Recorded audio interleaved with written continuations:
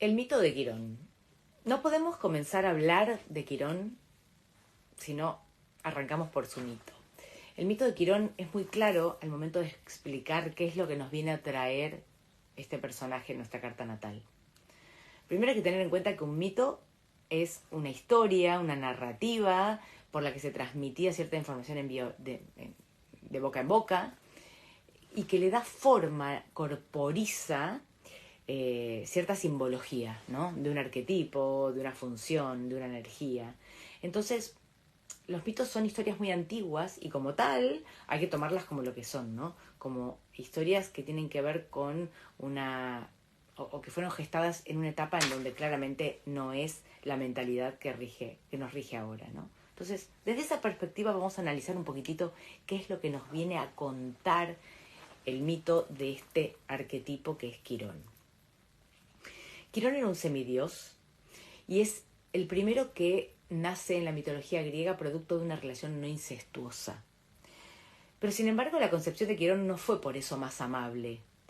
Por el contrario, fue bastante compleja, bastante dolorosa y bastante traumática. Había una ninfa que se llamaba Fílira que despertaba, por decirlo de alguna manera, los deseos de Saturno, del dios Cronos para la mitología griega, y Saturno estaba todo el tiempo rondándola porque quería estar con ella. Fílira no quería saber nada de este encuentro, entonces para disuadir la acción y la intensidad de este Saturno, decide transformarse en yegua sin darse cuenta que Saturno era un dios, todo lo veía, así que decide él transformarse en caballo, va al encuentro de esta mujer deseada fervientemente por él, la posee y por supuesto, cumplidos sus instintos y sus deseos, satisfechos sus deseos, se va.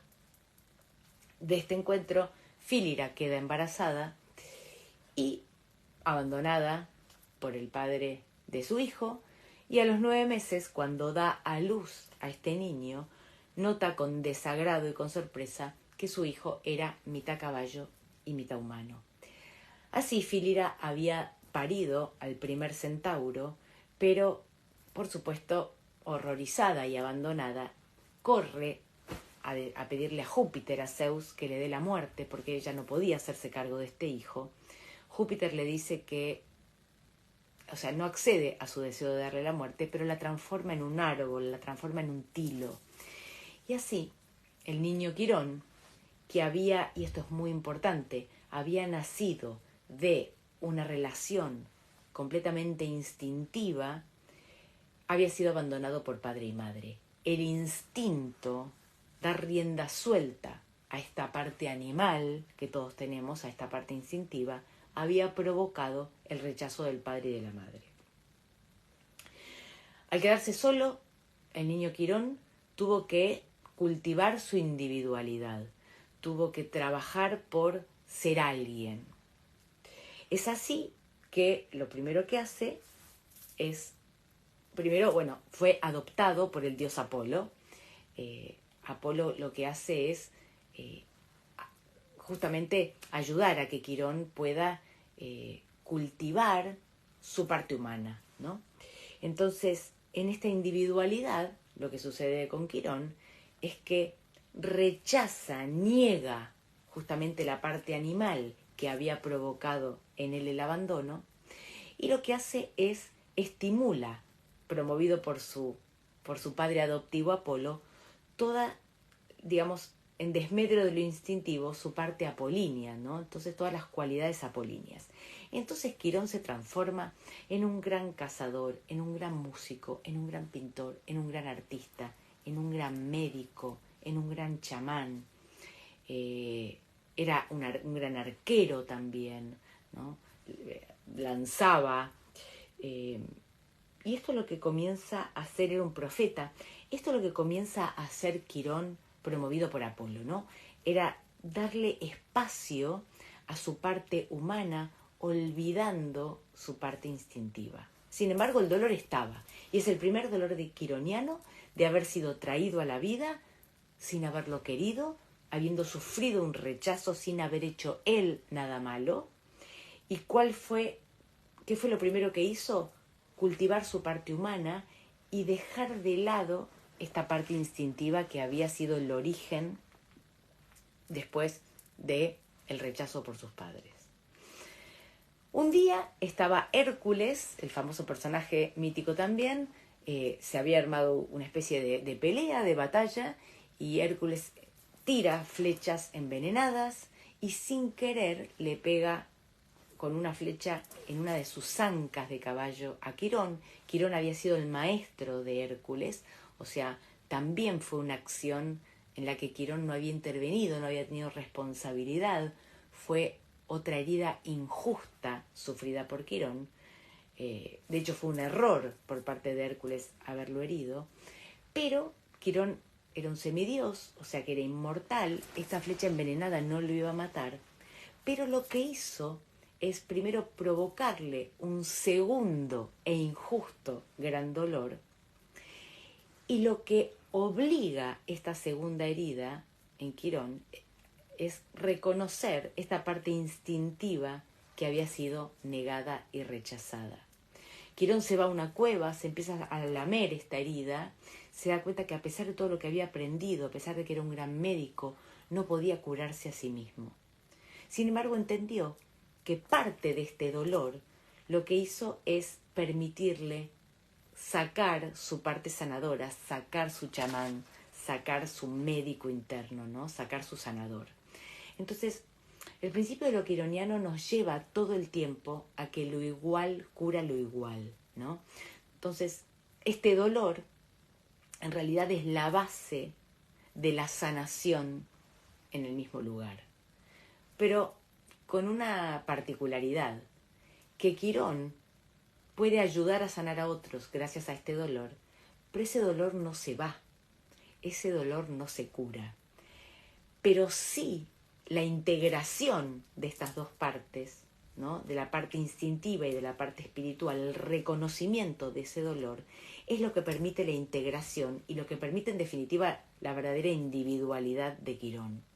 En Quirón vemos todo el tiempo que hay una escisión, la parte instintiva, la parte espiritual, la parte terrenal y la parte que nos desconecta de la fuente, ¿no? Entonces, en Quirón lo que tenemos que hacer es como unir lo negado, unir lo rechazado para poder formar la individualidad. Bueno, finalmente Quirón muere porque no muere a causa de esta herida, muere porque intercambia su lugar con Prometeo. Prometeo había desobedecido a Zeus, había entregado el fuego sagrado a los humanos, y por eso había sido castigado, había sido atado, y todas las noches un ave venía y le comía su hígado, y al día siguiente el hígado se regeneraba y a la noche volvía a ser comido, provocándole un sufrimiento eterno. Y solo iba a poder ser salvado si un dios se ponía en su lugar. Entonces Hércules, que había sido el mismo que le había provocado esta segunda herida a Quirón en su anca, le pide a Zeus que Quirón ocupe su lugar. Zeus accede, bueno, y finalmente Quirón muere cuando su hígado es devorado, y Zeus le regala la posibilidad de ser de llevarlo al cielo en forma de estrella, y ahí es cuando se forma la constelación del Centauro, que es Quirón, ¿no? Su origen está en este personaje mítico. También acá hay algo interesante, y es que Hércules, que es el que le provoca la herida, también es el que le otorga, por decir de alguna manera, la salvación, ¿no? El cese de este sufrimiento. Pero lo cierto es que acá con lo que nos encontramos, que es lo más interesante del mito, es que Quirón, que como dije era afable, era amable, no fue responsable de ninguna de las heridas causadas. Y en el mito se ven dos heridas. Una es la de haber sido traído a esta vida sin quererlo y haber sido rechazado. Que lo que podemos ver en lo cotidiano es que todos nacimos, todos encarnamos con el sufrimiento que en principio nos acarrea el estar encarnados, el haber sido sacados del cielo, del paraíso, de un lugar mejor, y el haber sido escindidos de la fuente, ¿no? Venir a este mundo donde pareciera que todo nos abruma. Esa es la primera herida injusta y que todos compartimos.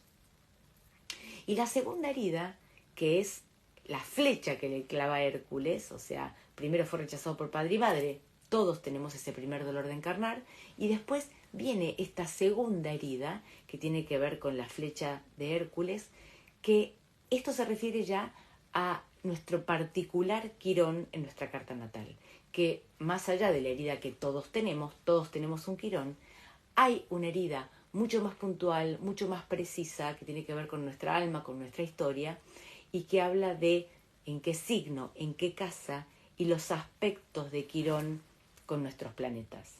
Entonces, esa segunda herida ya va a hablar del dolor puntual que cada uno trajo a esta vida para trabajar. Punto importantísimo que también surge del mito, ese dolor no se va. Podemos negarlo, podemos hacer que no existe, podemos retirarnos en una cueva a lamernos las heridas. Lo cierto es que ese dolor no se va a ir, que ese dolor es injusto, pero también que ese dolor es fuente de sanación. Vamos a ver que hay cosas que repetimos a veces porque no sabemos cómo manejar ese dolor, pero lo cierto es que la base de la resiliencia, que es la palabra quironiana por excelencia, tiene que ver con reconocer nuestra parte instintiva, nuestra parte salvaje, nuestra parte animal, nuestra parte negada, porque ahí está el fruto de la información del principio sanador de lo quironiano. Bueno, espero que les haya gustado y en esta semana vamos a seguir hablando un poquitito más de todo lo que nos viene a traer Quirón en nuestra carta natal. Les mando un beso enorme.